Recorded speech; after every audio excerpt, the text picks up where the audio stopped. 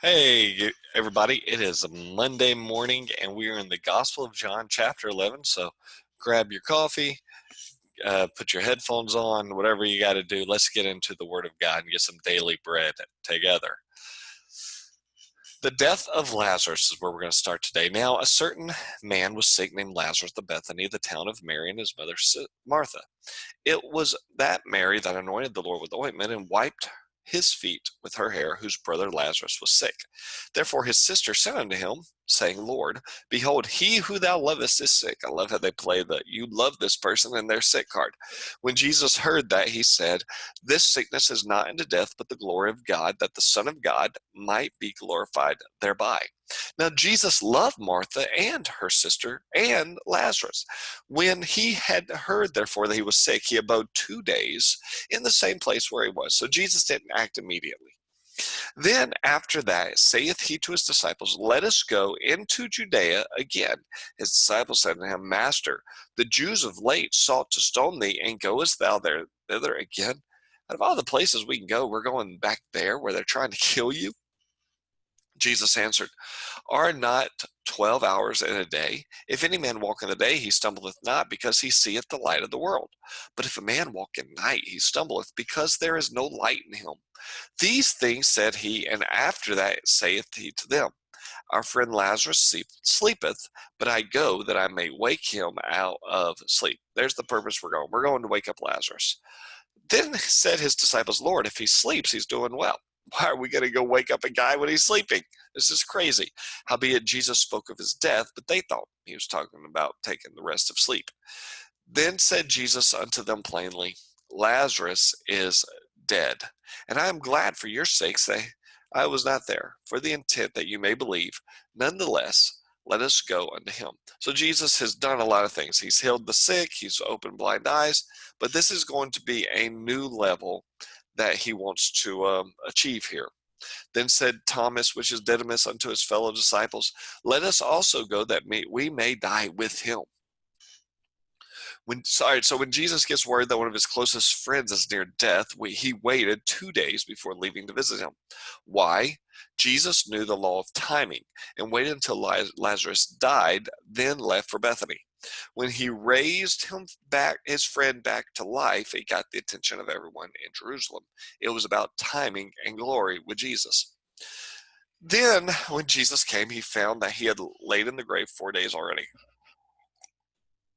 Now Bethany was nigh unto Jerusalem, about 15 furlongs off, and many of the Jews came to Mary and to Martha and comforted them concerning their brother. Then Martha, as soon as she heard that Jesus was coming, went and met him, but Mary sat still in the house. Then said Martha to Jesus, Lord, if thou had been here, my brother had not died. See, she had never experienced Jesus raising the dead. Healings, yes, this was a new level. She didn't know that she could have faith for it because he had never done this before. But I know that even now, whatsoever thou wilt ask of God, God will give it to thee. Jesus said unto her, Thy brother shall rise again. Martha said, I know that he will rise again in the resurrection on the last day. Jesus said unto her, I am the resurrection. I am the resurrection and the life. He that believeth in me, though he were dead, yet shall he live. And whosoever liveth and believeth in me shall never die. Believest thou this? She said to him, Yea, Lord, I believe that thou art the Christ, the Son of God, which shall come into the world. She appealed to who he was, not necessarily to the question of the resurrection and the life, not necessarily to, though he were dead, yet shall he live. She appealed to, yeah, I know you're the Christ. I know you're the Son of God. I know you're the one coming to the world.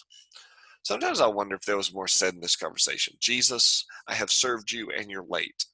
My sister is inside crying her eyes out. You remember the one who poured the alabaster box of worship and oil on you, and you're late. I fed your disciples, and you're late. If you cared about me as much as I cared about you, you would have been here on time. I wonder if she said some of those things to him. She wasn't happy that Jesus was late.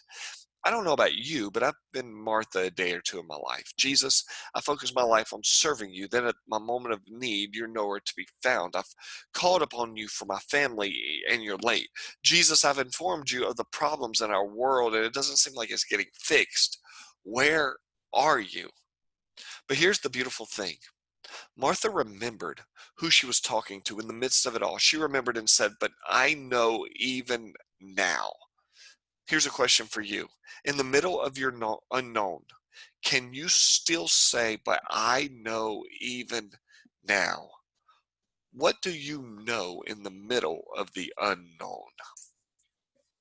And when she said, and when she had so said, she went her way and called Mary, her sister, secretly, saying, "The master is come and calleth for thee." As soon as she heard that, she arose quickly and came to him. Now Jesus was not yet come into town, but was at the place where Martha met him. The Jews that which were with them in the house and comforted her, when they saw Mary, that she rose up hastily and went out, followed her, saying, "She goeth unto the grave to weep there." Then when Mary was come where Jesus was and saw him, she fell at his feet, saying to him, "Lord, if you would have been here, my brother wouldn't have died." When Jesus saw her weeping, and the Jews also weeping, which came with her, he groaned in his spirit and was troubled, and said, "Where have you laid him?" They said to him, "Lord, come and see." Jesus wept. Then Jesus said to the Jews, "Behold, how he loved him." And some of them said, "Could not this man which opened the eyes of the blind have caused this man not to have died?" See, there's always going to be naysayers. There's always going to be non-believers. There are always going to be people who think your faith is silly. Give them time and chance, and they're going to mock your faith and mock this truth. Jesus, therefore, again groaned in himself, cometh to the grave. It was a cave.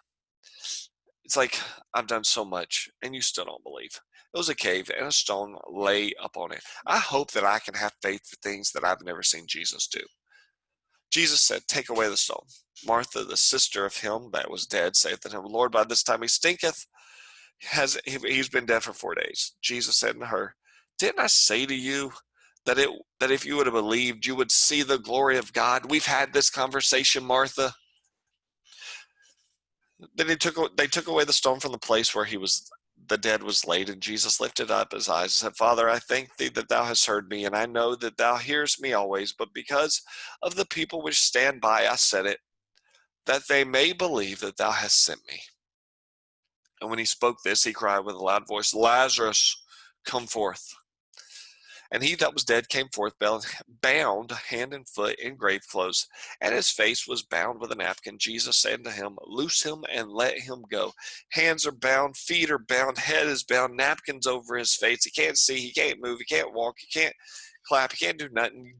Lazarus was dead, Lazarus was buried, and Jesus said, "Lazarus, come forth." And when he did, he was still bound in his grave clothes. He was still in bondage. He couldn't talk right. His mouth was bound. He couldn't think right. His mind was confused. He couldn't talk right. There was a napkin on his face. His hands were bound. His feet, he couldn't move his hands right. He couldn't move his feet right. He was waiting to be loosed. So Jesus looks at the people and says, "You loose him and you let him go." As a Christian, I cannot raise anybody back to life. That's Jesus's job. But I can teach and loose others. I can help someone think right. I can help someone talk right. I can help somebody move right. I can teach and I can loose. Jesus gave us that power. Whatever you bind on earth will be bound in heaven. Whatever you loose on earth will be loosed in heaven. Then many of the Jews which came to Mary, and they said they saw the things that Jesus did, believed on him. But some of them went their way to the Pharisees and told them what Jesus had done. Then gathered the chief priests and the Pharisees to counsel and said, "What are we going to do? For this man does many miracles. If we let him alone, all men will believe on him, and the Romans will come and take away both our place in the nation and the nation." And one of them, named Caiaphas, who was the high priest that same year, said to him, "You know nothing at all, nor consider that it is expedient for us that one man should die for the people, and that the whole nation perish not." And this spake he not of himself, but being high priest that year, he prophesied that Jesus should die for the nation. See, those in charge need to be careful with their words. I know I've kind of learned that myself. And not for the nation only, but also he should gather together in one of the children of God. They were scattered abroad. Then from that day forth, they took counsel together for to put him to death. Jesus therefore walked no more openly among the Jews, but went thence unto a country near unto the wilderness, into a city called Ephraim, and there continued with his disciples. And the Jews' Passover was nigh at hand, and many went out of the country up to Jerusalem before the Passover to purify themselves. Then sought they for Jesus, and spake among themselves as they stood in the temple, What think you? Think that he will not come to the feast? That he will not come to the feast? What do you think about Jesus not showing up? Now both the chief priests and the Pharisees had given a commandment that if any man knew where he was, he should show it, that they may take him. All right, so Caiaphas is the high priest. He caught wind of Jesus raising the dead. He was zealous to prevent the nation uh, from accepting Jesus. He said it is better for one man to die for the people than the whole nation to be perished at the hands of Rome. Jesus knew their plot and didn't want walk openly with the Jewish people anymore. He instead went to Ephraim to wait for the appointed time of the crucifixion. And now things were about to fast track toward his death. Jesus raises Lazarus. He does it so that they can see and believe on him. They do. Some of them do. Some of them are naysayers. They go tell the plot. They go tell the priest. The priest has a high priest named Caiaphas, and he begins to prophesy. It's better for one man to die than the entire nation to perish. And his prophecy is about to come true. Jesus would die for not only the nation, though, he would die for all people. It was all part of God's plan. Caiaphas is playing into the plan of God, because God's will always happens. Hope you have a great day, and let the will of God happen in your life today. God bless you, and I'll see you tomorrow. Bye-bye.